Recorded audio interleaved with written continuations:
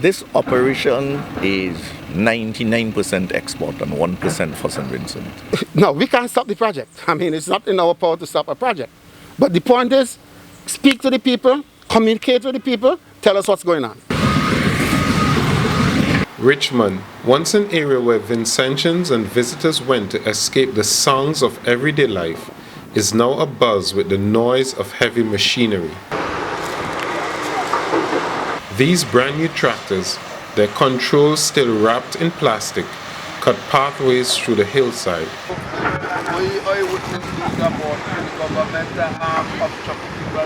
At the nearby stream, its flow made lazy by the advancing dry season, artisanal fishers catch decry, a seasonal delicacy. This headland, which borders with Fitzhugh's, the closest village, will over the next 30 years be turned into aggregate for construction. The government of St. Vincent and the Grenadines has given permission for St. Lucian firm Renault Group of Companies to operate a quarry here for 3 decades. The work in the area began last Saturday, and I asked Renault Gajada, Managing Director of Renault Group of Companies, about the terms and conditions under which the mining permit was granted. The terms and conditions. Yeah, well, just a sense of what is taking place. Well, we'll be starting off a stone quarry in this area, and we have permission from the government of St. Vincent. We have planning approval. We submitted all the drawings that was requested and all the necessary assessments that they required for the approvals. We got every single approval in writing, so that only happened last week. The final approval actually only happened last week, Friday. So we decided we would have come in and started the operation right away. What are you doing today? Just cleaning up, because we need to do some cleanup to ascertain exactly where the plant is going to sit, where the roads are going to sit, what is the best location for each part of the operation. So we'll be cleaning up for the next 3 months. Actually, the whole piece is quarry, but in terms of where we start it off, we're going to make that decision a little later. So the whole area is approved for quarrying? The whole area is approved for quarrying. But I think what I might be interested in knowing as a layman, we see trees there, we presume that there's topsoil there. Do you know how far down you would have to go before you can meet the rock that's necessary for quarrying? We're not sure yet. You're not sure yet. Yeah, and that is why we're doing the initial cleaning, tracing out some, I wouldn't call it roads, but tracks first to decide where exactly we should start it off. The Richmond area is economically important to this part of St. Vincent and the Grenadines. People come to the streams here to catch decry whenever the delicacy is in season, and the decry caught here sell more quickly in the nation's capital. People fish here recreationally, and others harvest gravel from the sea, which they sell and generate income for their households. And the fertile soil of this headland has been farmed from time immemorial. And one of the questions that I wanted to get answered was, in what way is this quarry likely to affect the economic activities in which people have been engaged here for decades? I'm sure if you did eyewitness, you would realize that the volcano is just 6.4 kilometers away from where we stand now. And you saw the devastation that the volcano did. Up to now, as we're across there, we could see in some areas as much as 2 feet of ash on the ground there. And that created a lot of problem, which in no way our operation will be creating for that. One of the things that has happened after the volcano was some heavy rains, which expanded the size of the river and had gone way over. So in some of the areas, it has actually taken up on the lands that were earmarked for us. And one of the things that they have asked us to do is to build back the banks of the river. So you'll see some works going along the banks of the river because you'd realize it ate both sides on this road and the other side as well. So we'll be taking a lot of the overburden and creating a bank along that as well. So if there is a little inconvenience, it'd be during that period of time, and then we'd vegetate it. But for farmers like Cuthbert Mr. Cool James, what has happened since last Saturday is not merely an inconvenience. His family's investment in agriculture over the last 2 decades is being bulldozed before his very eyes. Well, Kenton, in terms of awareness, I can say I know something is going on. Awareness in terms of what exactly is happening, I'm not aware of all the details.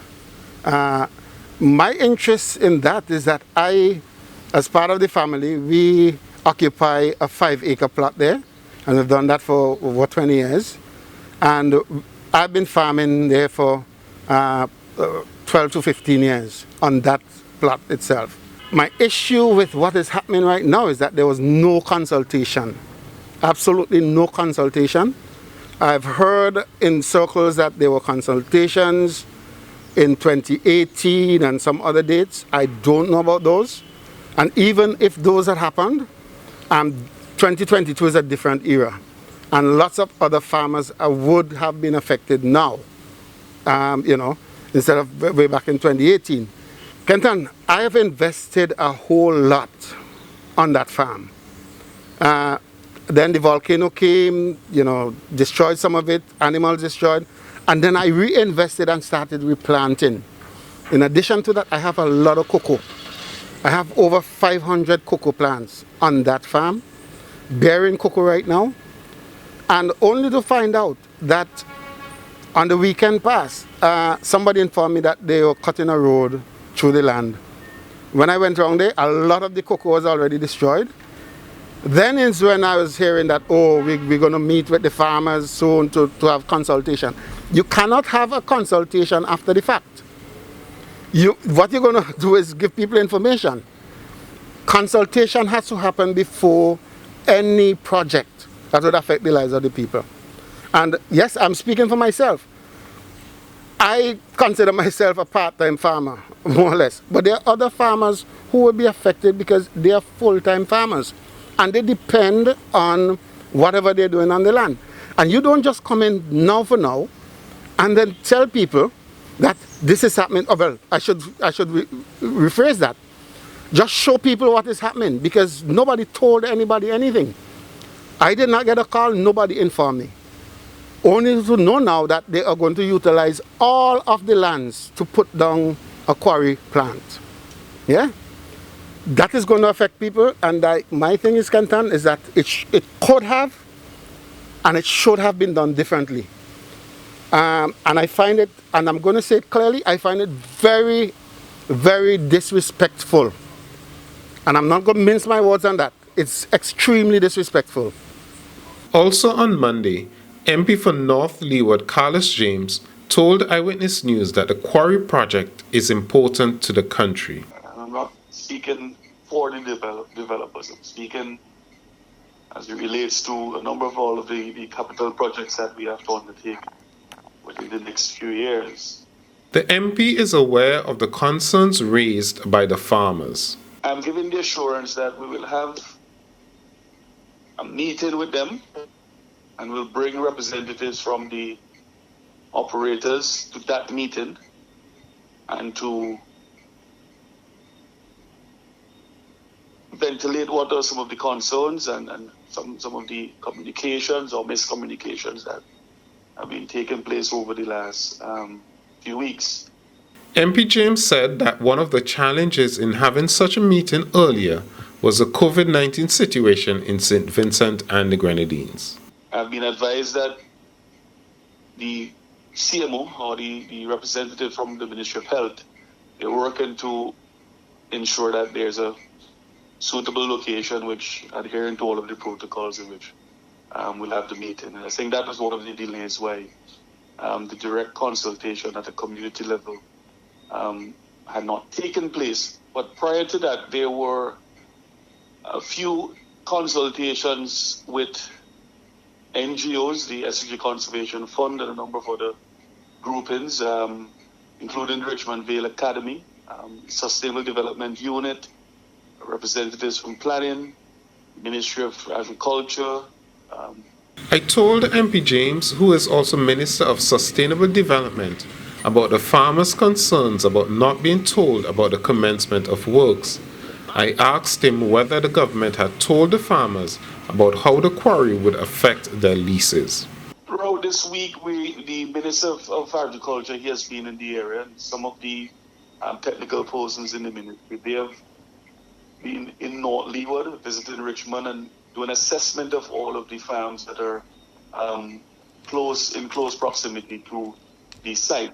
In fact, what is taking place at the moment is that they're clearing roads to go into. There's no mining or anything of that nature. What I understand is being taking place now is that they're clearing the site to move into, have access to the location in which the planning authorities have given approval for the quarry operation. Of course, farmers, apart from the consultation that will take place on Thursday with farmers, the ministry yesterday, and I understand I'm advised today, and on Sunday, they were on the ground visiting farms, some formal and informal farmers, and doing an assessment in terms of those who may have to be relocated. And of course, those farmers will be compensated as a requirement of the approval from planning, compensation for farmers, and also persons who are in the cottage industry of catching what we call treachery. So we're looking for some compensation for some of those persons as well within that area. All of these things are in the planning approval. Meanwhile, Gajada was unable to say as yet how much aggregate his company hopes to produce daily. If you come to me in 1 year time, I will give you those answers. But you don't have that. But so you don't have projections. No, you have projections. But if I give you, it is like most people do. They tell you what paper and documents say. In reality, it could be a lot different. But while Gajada was speaking about 1 year on, Cuthbert James was unsure of the future of his family's farm. All those lands on their lease from the state. And for how long was this lease? Well, the thing is, as far as I know, from like I said, over 20 years, they've been leasing the land. And as far as you are aware, is your family upholding its end of the lease? We are upholding our end. As a matter of fact, we approached the authorities to purchase the land because you were leasing with the option of purchasing, and we were getting the runaround a little bit. Well, I shouldn't say a little bit. We were getting the runaround that that land is identified to put down houses, and we can't they won't be selling. We'll have to continue leasing. So if anything change, there has to be some communication, Kenton. That's what I'm saying. Communication is important. So tell us what's happening. Don't just come in and start something without discussing with people. It's disrespectful. Have you gone to Richmond to see exactly what is taking place? I was around there weekend.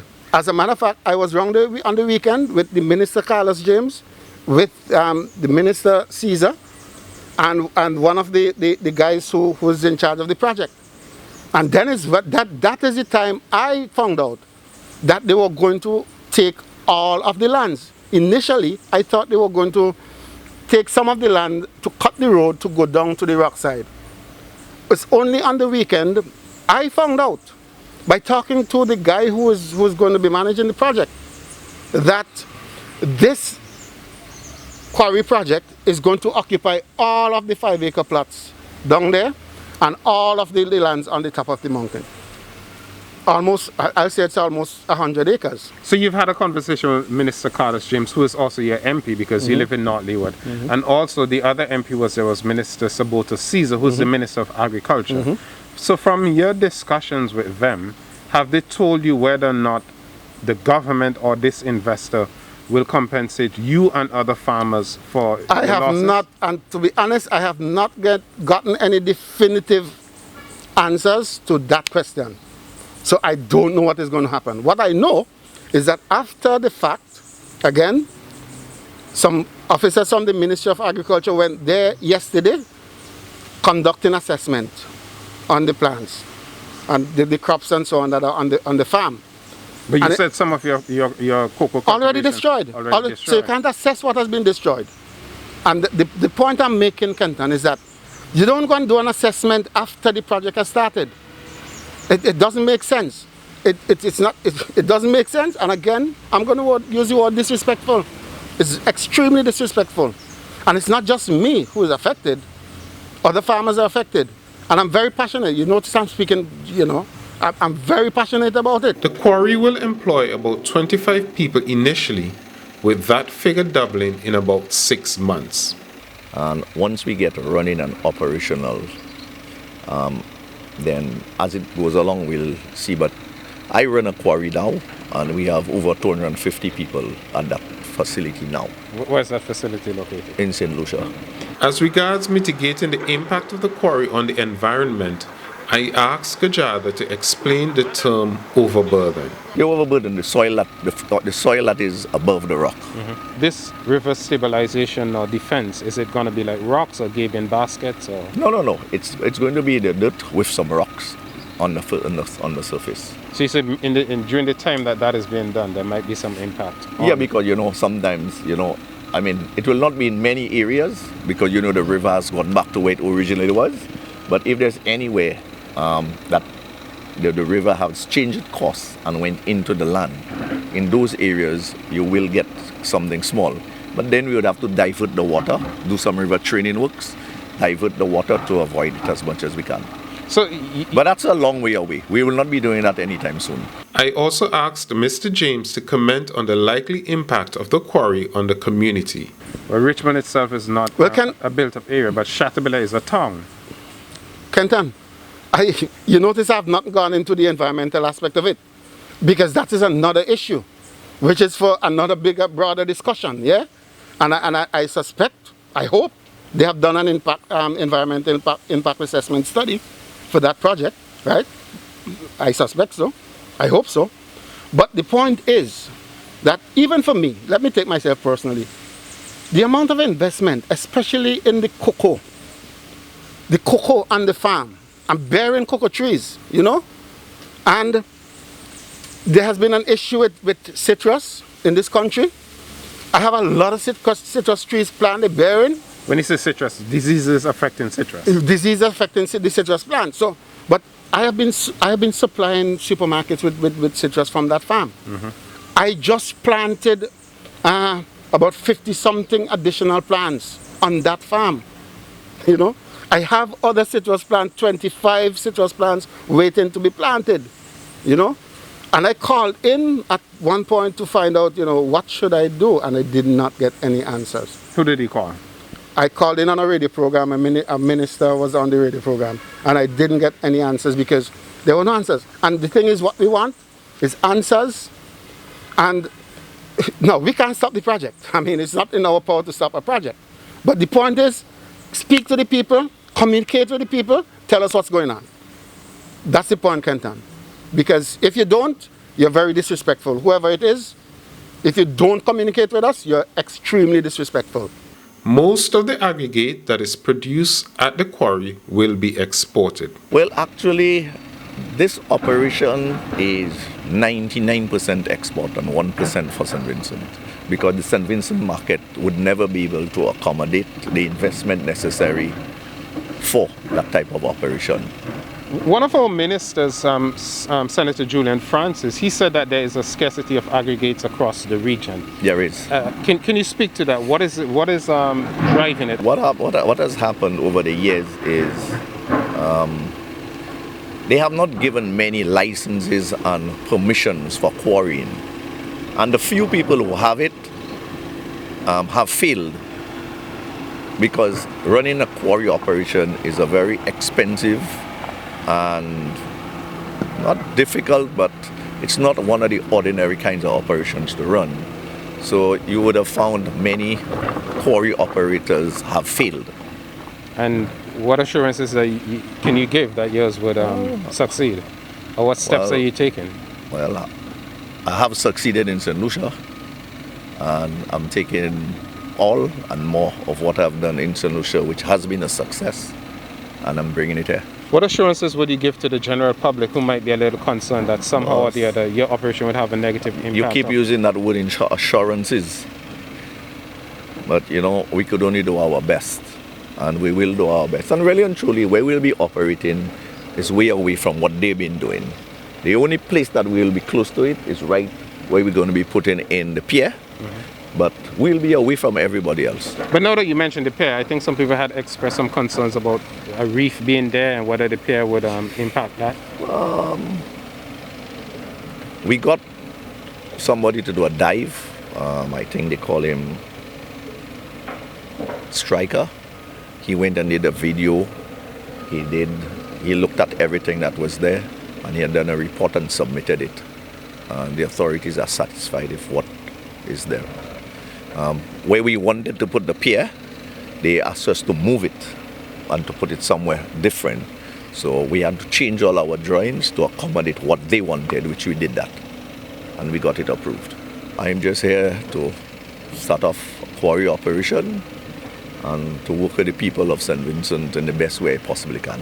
Today, the 2nd of February, one day before the public information session is expected to take place, farmers have expressed their displeasure with the fact that work has begun here and no one has said anything to them. One of the farmers with whom I spoke was Mr. Stephen Charles, who was attending to his field of vegetables here in Richmond on the boundaries of the quarry.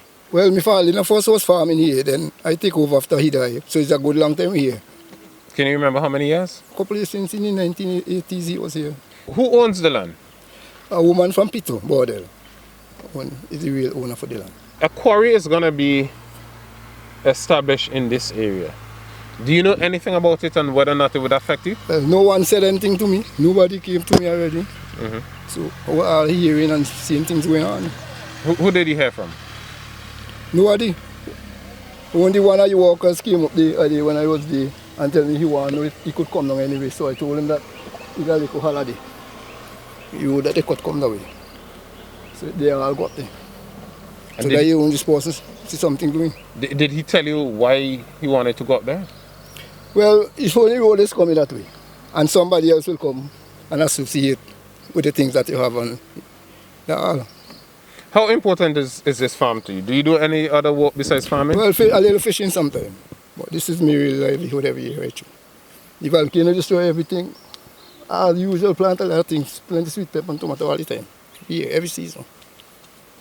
So you're now getting yourself back together after the volcano? I did say I didn't come back till this year because plenty of shows on the land, but I had nothing else to do, so I just come back all late next year and start to do a little thing. Late last year? Yeah, late last year. I had nothing else to do. What do you think about a quarry being placed there? Well, it's no problem with me really, with the quarry, but it's the way the government should have come and associate with people first and know what is going on, then things start now and then everybody just come in and backfire. You understand? No problem with the quarry because it's an investment. So if you have to move from here, do you have other lands on which you can farm? Well, I used to farm by the volcano, but serious damage up there right now. Real serious, everything will lose up there. So you can't really look at too much ash on that side right now. You can't really do nothing up there right now. So outside of there, which you can farm, and here, there's no other place. So, right. So what would happen if you have to move? What would you want if you have to move from here? Well, I want to know the alternative that you have. If you're moving your people, you must have something that they could live on. You can't just come and say, move, you want here, and then you left me on the street. You understand? I understand that the government might be having a meeting tomorrow to tell people about the project. If you have the time, would you attend that meeting? No problem. Well, this one here, what is going on, but that should have happened before. You understand? No problem with something for the country. Everybody might benefit, but you can't just come and start to use people because you're the government.